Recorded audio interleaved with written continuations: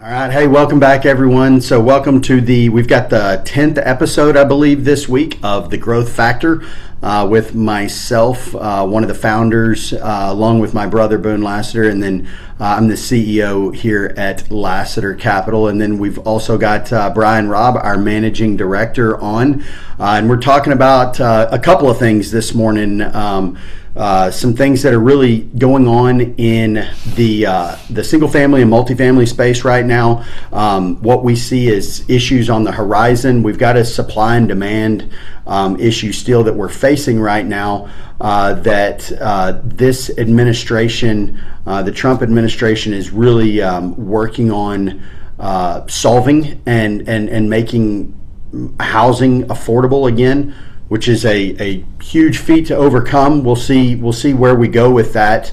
But I think there's a number of things that he's doing to try and take strides towards that, at least. So I do think that we are still moving towards more of a European market, in that, I'm seeing more and more and more younger generations that are moving to the more transient lifestyle, that are looking for that I'll say A-class or resort style living that they can get from renting. And it gives them a little bit more flexibility and less of the issues that we're going to talk about today. So let's dive into that, Brian, and an article that you were reading and what that brings about. Yeah, thank you, Ty. Great to be here. Great to be in the new office. One of the big pieces of news that we're seeing, if you're a fan of zombie movies, I actually like them. My daughter and wife, not so much, but we were looking at one over the weekend, and it kind of reminded me of some of the articles that are out there about something called zombie loans. You see these articles publicized pretty frequently, and it's an unfortunate, thing that can happen to certain investors and homeowners out there. When I first got married, we bought our first house I think we were in our mid 20s, 25, 24, 25 years old. And we did an 80-20 loan. I think that's a pretty typical mortgage loan that a lot of people get. The benefit of that is you avoid PMI. It's pretty typical. You do 80% for the majority of the loan, you take out another 20% loan. And sometimes lenders for these old loans just stopped communicating. There's a lot of laws in place, as you know, Ty, to make sure that there's regular communication. But in some cases, that actually just stopped. And there was a news story that I read where, a gentleman came home from work one day, all his furniture was out on the front yard, and come to find out, a lender that ended up selling that note 2 or 3 times for pennies on the dollar. Now that housing prices have stabilized and we're starting to see an increase, there's now an incentive for some of these lenders to go out and actually try to take these homes back. And so these zombie mortgages are leading to some investors, some mortgage holders and homeowners of actually getting kicked out of their homes, which is unfortunate. So we see that happening in the residential, individual, single family space, but I think that also happens in the multifamily space as well. Is that right, Todd? Yeah, I mean, that's really it's a unique analogy, or a word that is being used across private equity as a whole right now. I've seen zombie funds, and these are funds where operators and private equity groups raised capital for a fund, deployed that capital into a number of different portfolio companies, or even in the real estate space. And they acquired assets, they grew the portfolio, and we're in a market right now that is not sellable. So in many cases, those assets that the fund owns cash flows. In some cases, they don't. But they're in this indefinite hold period where most private equity companies want to get in and get out in 3 to 5 years. And we're looking at 7 and 10 years on a horizon right now for a portfolio company. And similarly with these zombie loans in both the residential space and in the commercial space, whether it's multifamily or commercial office space, whatever the case may be. What's going on is, you've got lenders that made loans. You've got a strong real estate market, but the debt market is just so messed up right now because of interest rates that lenders don't want to take assets back and have a repeat of 2008, where once they take that property back, they are now put on a time clock that they've got to sell. and they've got to actually truly recognize massive losses, because if once a bank takes an asset back, banks are not in the business to own, operate, and manage commercial properties, specifically multifamily, where you've got a 300 unit property with 250 to 300 different tenants in it, and a lot of day-to-day management. Banks are not in the business of managing something like that. So number one, they either have to go and hire a third-party consultant or a receiver or somebody like that to manage it, which they're going to pay a lot of money to do, and they're going to start putting more good money at bad at that point, or they have to manage it themselves, which they don't have the experience to do so, and that never turns out good. And so they end up fire selling these assets and recognizing massive losses, and then that's what ends up to banks shutting their doors. And so you've got a scenario now where banks have these loans. They can't necessarily call the loan due. If they call the loan due, the operator is going to say, well, then you can take the asset. They don't want the asset back. And they're forced to, they can try and go after the operator, but many of the operators don't have the liquidity, and they've got the entity structure to prevent them from really exercising in any capacity if they take that route. And so they're stuck with a non-performing loan on the books, more of a byproduct of the economy that we're in, not a byproduct of the asset itself, but nonetheless it's non-performing. They can't take it back, the operator can't sell the asset, and so they're stuck in this business marriage of what do we do to move forward and ultimately get to an exit. And we've been the product of that. We've got some lenders who it's created a stronger relationship with us because we've really got to focus on a way to resolve the issue, or we've got to come in and it ends up creating a major issue with the relationship, and or it just completely destroys the relationship, and so you kind of see all of the above. Yeah, I think one of the things that we talked about a week or so ago was the cap rate expansion. As property incomes are falling and failing to keep pace with the higher debt service, that bid-ask gap is narrowing, and so that's allowing buyers to really demand higher cap rates, which in turn is lower prices. So that can create an opportunity for operators like us in the industry. Absolutely. Yeah, I mean, it can create significant opportunity in that. That is a potential exit scenario for a lender. When you've got a lender that is faced with having to take an asset back, and we've actually had a couple of our lenders reach out to us. We ended up turning down an asset that I couldn't get comfortable with, but we had a lender reach out to us and said, hey, here's the debt on this deal. Operator was willing to walk away from the deal for the cost of the debt. The operator was in a situation where the asset had to have more capital. Operator couldn't go out and get more capital. We've got a pretty strong pipeline to capital. We've got 750 investors, and 90% of them are extremely happy with what we're doing. We're doing a great job fighting through a really difficult market and economy, and so I know we've had a pretty significant reinvestment, a pipeline of current clients. We've also got a pretty good pipeline of new clients coming in that are interested in moving forward with us. In fact, I just got off of a sales call a minute ago with a new client that's moving forward with us, and so that gives us the ability to step in opportunities like this, where in the situations where we have an asset that's in a similar scenario, we have the ability to bring in capital, recapitalize that asset, restructure it, and move forward on the assets that are worth doing that with. Now, there's some that are not worth doing that and putting more good money at bad, but then in a circumstance where an operator doesn't have the access to capital like we do, and the lender is breathing down their throat, it is a ton of stress to carry on your shoulders as an operator. I remember my very first business partner, besides my brother and or my dad, my brother and I partnered with a gentleman who many of you may know. His son is Ryan Serhant from $1 Million Listing. But anyways, we partnered with Bob. He was one of our first partners and investors that we worked on some deals with, and at this point he was in his mid 70s. and fantastic businessman, very, very astute businessman. Knew what he was doing. He really helped us a ton, gave us a lot of good direction. But one of the best things that I learned from him early on, he told me, Ty, if you're not fully committed to this business, this industry, real estate and construction and value add, if you are not completely committed to it, and if you don't have the stomach to work through situations that you will never imagine, this industry will chew you up and spit you out, and you'll be done.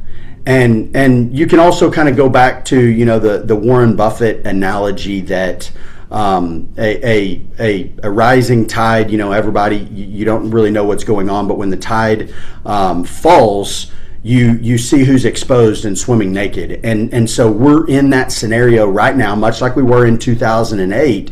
And those operators that are undercapitalized, that don't have a business structure, that don't have a way to go out and get the capital that they need, that don't have the relationships that they need, and ultimately don't have the guts to stomach this type of a market, they're walking away from deals. And so lenders are stuck in a scenario to where they say, okay, who's going to help us with this deal? And from a perspective of zombie mortgages, it's a way for lenders to not have to take the asset back, go to another operator that they know can bring in capital and say, hey, look, I've got this deal. We will renegotiate the loan and do a little bit of a DPO.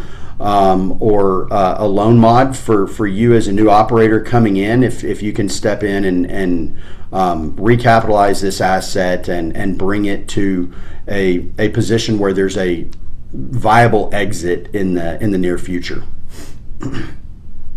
Yeah, Ty, we also talked a little bit about some of the legislative actions. You mentioned earlier one of the proposals from the Trump administration to limit institutional investors from purchasing single-family homes. We'll have to wait and see ultimately what happens there. But are there any other trends you see in the marketplace? Of course, we're hearing about rent controls in certain markets like New York and California.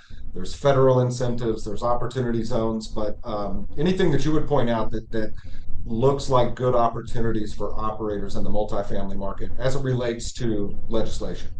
Yeah, many of those points that you just brought up are things that are, indefinitely available or hurdles to overcome.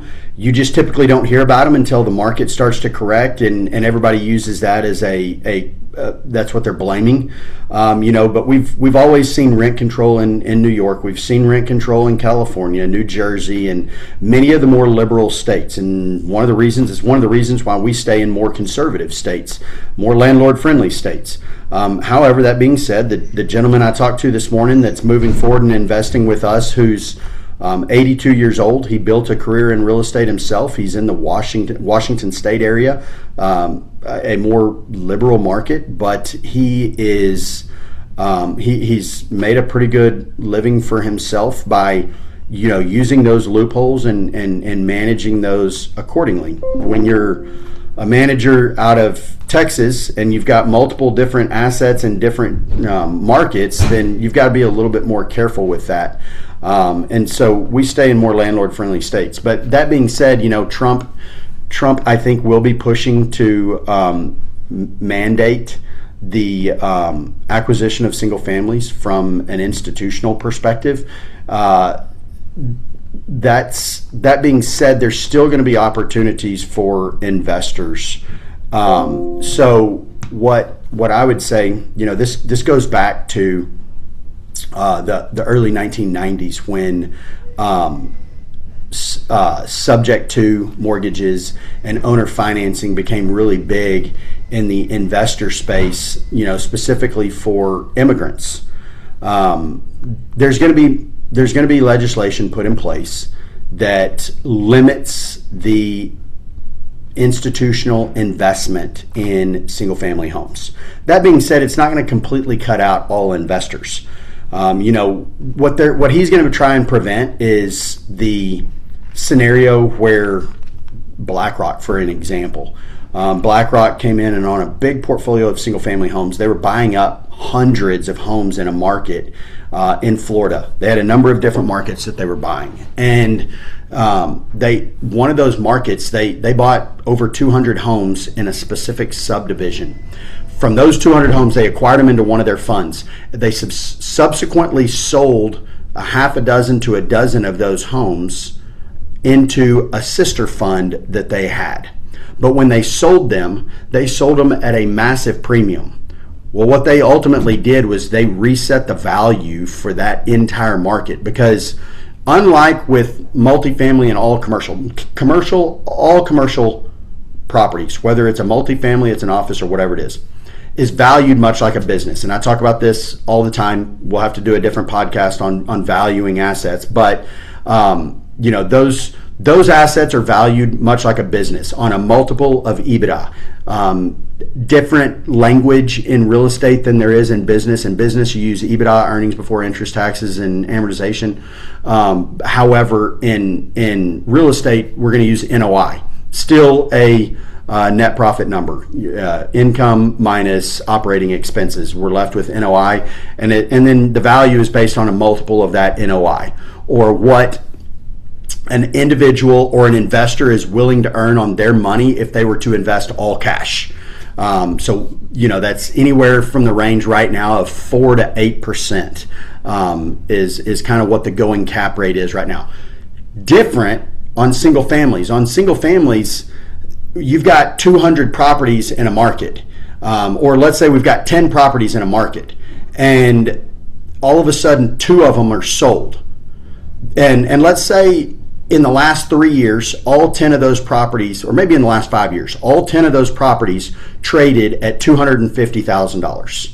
And now all of a sudden, you've got somebody who comes in and buys all 10 of them for $250,000 again, or maybe it was $280,000. Homeowners got a little bit of an increase in values, $280,000. Okay, investor buys all 10 of those for $280,000, and then they all of a sudden take 2 of those and they sell them to a sister entity of theirs for $400,000. The new market for those 10 properties is $400,000 now, and it's pricing most individuals out of the market. And they did that on purpose. So now they can set the market, but they can go in and they've already bought all the houses and they want to reset the market. And so that allows them to increase the amount of leverage that they get. It also puts a constraint on supply and demand. And so as we already have an undersupply of product and renters are going to come in, it's going to push the rent rate.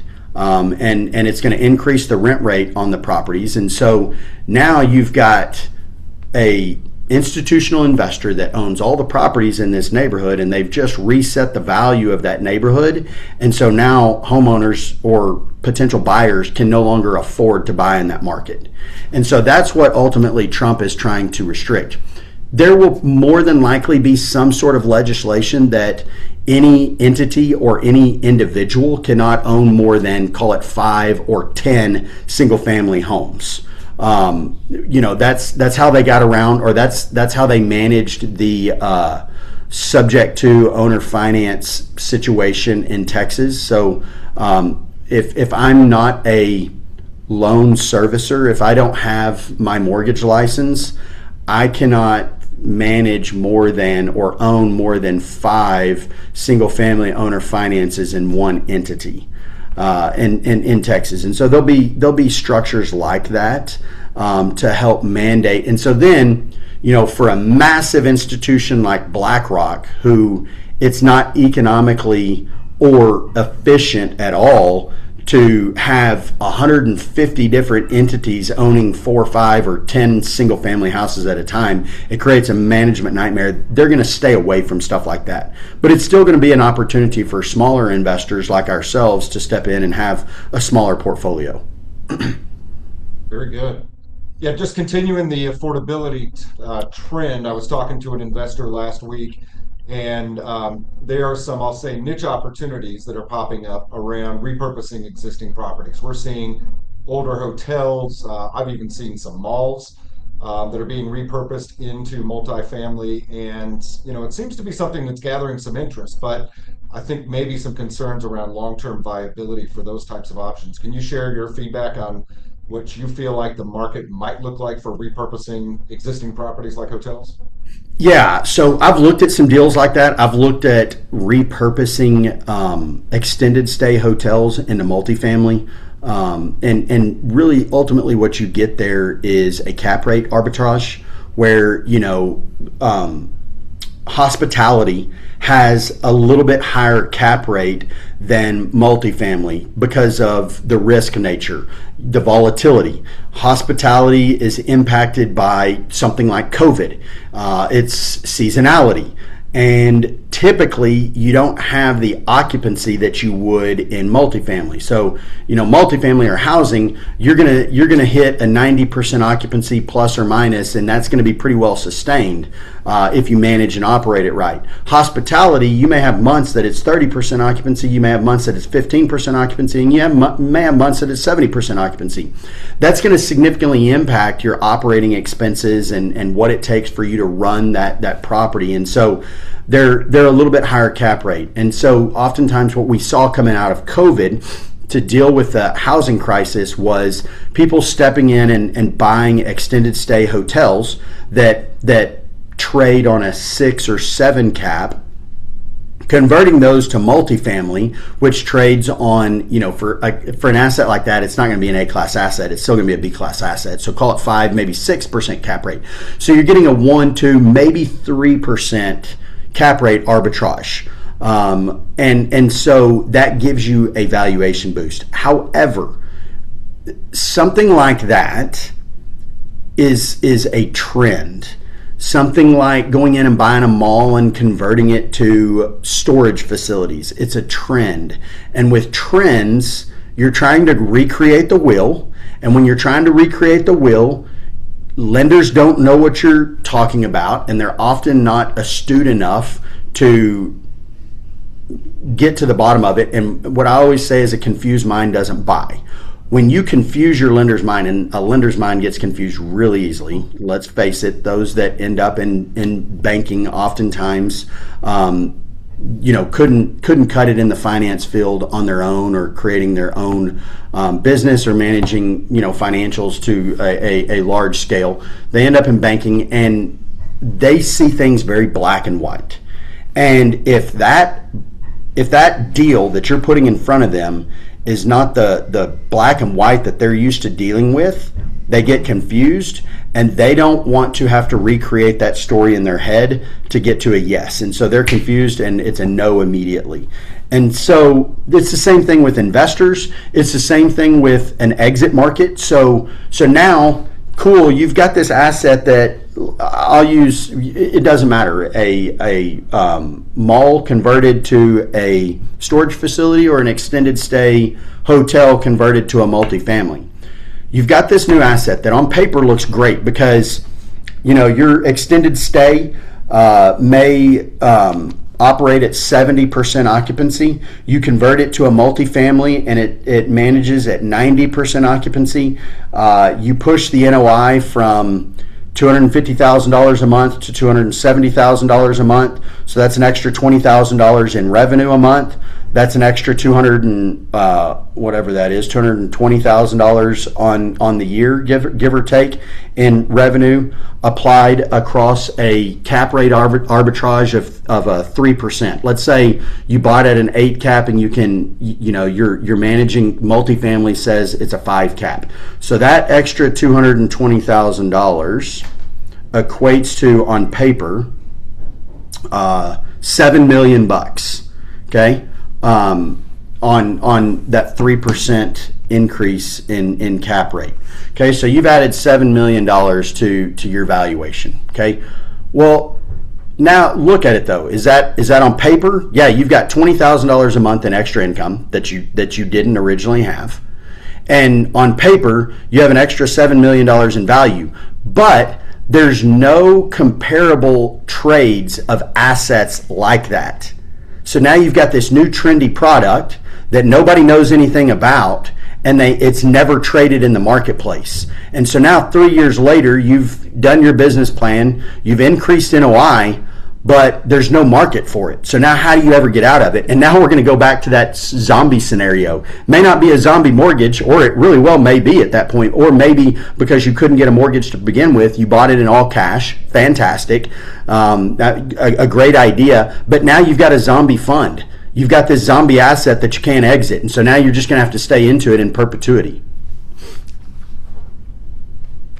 Yeah, it'll be interesting to see ultimately how the trends like that shape. But I think you're right. The exit scenario on those is probably going to be problematic at last, at the very best. The last thing maybe to think about, Ty, any other trends around affordability that you're seeing in the marketplace that you can touch on for our listeners? Yeah, now I think a good trend that we can get behind is staying true to an asset class.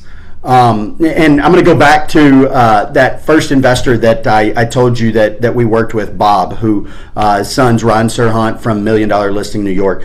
So Bob told me one time, when you're buying a value add asset, take away the negatives, don't add a positive. Okay, so when you're taking away the negatives, that's the cheapest thing you can do. Let's say let's say you walk into this house and there's a funny wall dividing the kitchen and the living room, and there's a bathroom that is maybe it's a second common bathroom, but it borders a bedroom, and an in-suite bathroom has more value than a second non-in-suite bathroom, and that wall has more value with the space being opened up. It's going to make it feel larger. Well, it's very easy to take away those two negatives. Let's take that wall out. That's a little bit of demo and finish work. Let's put a new door in this bathroom and turn the bathroom around. We're already replacing the vanity anyway, so we're going to move the vanity to another wall.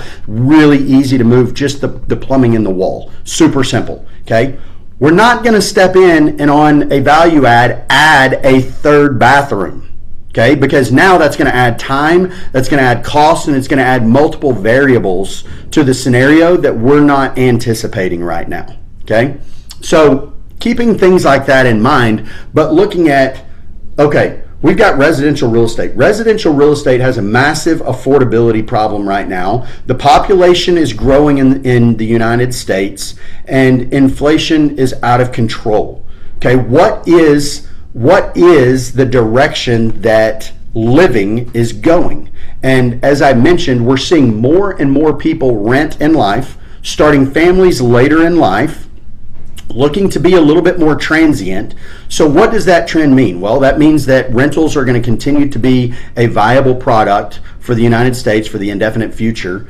And if we've got more and more millionaires being created than ever before. So $1 million and having $1 million net worth, or the top 1% income has just increased drastically over the last 5 years. 5 years ago, top 1% income was about $400,000. It's now almost $600,000. And a lot of that is coming because of social media and the ability to be an influencer and create a large following, which entrepreneurs or businesses can step in and monetize on that following by selling products to. And so you create millionaires. And so with that, those millionaires are wanting to be more and more transient. They want to live in a really nice place, but they don't want to buy and sink. Like in your example, you were talking about, Brian, you did a traditional 80-20 mortgage. So 80-20 mortgage, more than likely, most top 1%ers or successful people right now, average median household price across the United States is $460,000. Okay, so let's assume then that you're buying a $600,000 house and you're taking the 80-20 rule, or you're taking an 80-20 loan. You're now putting $120,000 of cash into a dead asset. You're putting that into your home right now just to buy the home, plus the closing costs, the brokerage fees, and all of that. So let's say it's $150,000. just to move into your home, to live there and call it your home, which, oh, by the way, whatever city you live in or whatever county you live in actually owns that home, because the minute you don't pay your property taxes, they can take that property. And so now you're sinking $150,000 of dead money into something that is not going to start working for you. And so we've got a huge trend of more and more wealthy people moving into the rental space. Well, with that, what does that create? That creates a need for resort style living for the upper middle class and above to have a product that they want to call home. And this is where you're seeing, things like more and more high rises built in the condos in Florida. You're seeing more resort style amenity hotels in the DFW area, apartments in the DFW area. And then what we're seeing is kind of what we've done. One of the things that we've done that's a little bit more trendy is doing a multifamily, but doing it in the form of what looks more like a single family development. And so we've built quadplexes and duplexes. We've got one going right now. We're doing almost 200 units up in Denton. Okay, so we've got 18 acres in Denton. We'll have a common leasing center. We'll have a recreation center. We'll have a dog park and all of that stuff. And we'll have 200 units that's built. It's not high-rise multifamily. It's not even garden multifamily. It looks more like condos. It looks more like duplexes and quadplexes. And it creates a little bit more home life or a home feel to a rental and a resort-style rental property. Yeah, I think for some properties, I was reading another article. There are things like yoga studios and golf simulators, and to your point, rooftop pools. You got doggy day spas. So there's all these types of amenities for certain markets and for a certain demographic that are. Yeah, you want to be a differentiator, but you don't want to jump off and reinvent the wheel, because when you reinvent the wheel, that's and I'm an entrepreneur. But I'm really, when it comes to real estate, I'm really boring. Boring creates money. When you can create something that's boring, you can systematize it. You can create a set of operating procedures around it that are more simple to manage. Okay, with an entrepreneur may try 10 different businesses, and all 10 of them fail, 1 in 10 of them hit, something like that, okay? And when you're recreating the wheel in real estate, now you're being an entrepreneur and you're hoping, real estate is way more expensive than, an entrepreneur that is gonna sell pens, okay? I've created this, this new market, and I've got a following, and I hate having to click a pen, but I like the way this gel pen writes, whatever the case may be. They come up with a story, and they're going to sell pens, okay? Well, to get started with selling these pens, they're going to spend $500 on inventory and then some marketing. Maybe they spend $5,000 a month for 3 months in marketing before they start seeing impactful sales. And all of a sudden, they're either off and running or they fail, okay? And they've spent $15,500. Versus you jump in and you buy a mall that you're going to convert to storage. So now you've got to redo all the ductwork in the mall. You got to put all the walls in, and you end up spending $10 million to find out you've got this asset that can't be sold on the back end because nobody understands it. And so that's a much bigger mistake, where you don't want to be reinventing the wheel in real estate. Find something that's boring, stick with it, and then create a market, a unique selling proposition or a market differentiator, like the amenities that you provide or how you provide the service you provide to your tenants. That's great, Todd. Thank you. All right. Well, with that being said, Brian, those are some really good questions. We've got the zombie mortgages and zombie funds that we're dealing with right now. They both they're creating opportunities in the marketplace for operators like us, and creating scenarios where we've got some operators walking away from situations. And so if you have any other questions about what we talked about today, leave a comment, shoot us a direct message wherever you're seeing this, whether it's on YouTube, LinkedIn, Instagram, Twitter, Facebook, whatever the case may be, X. comment in the comments, shoot us a direct message. We look forward to hearing from you. And with that being said, depending on what some of your questions are, maybe comment on what you would like to see in some of the upcoming podcasts, and maybe we will utilize some of your questions in one of the upcoming podcasts. But thanks for joining us today on this 10th episode of The Growth Factor with myself, Ty Lasater, one of the founding partners and CEO here at Lasater Capital, as well as our managing director, Brian Robb.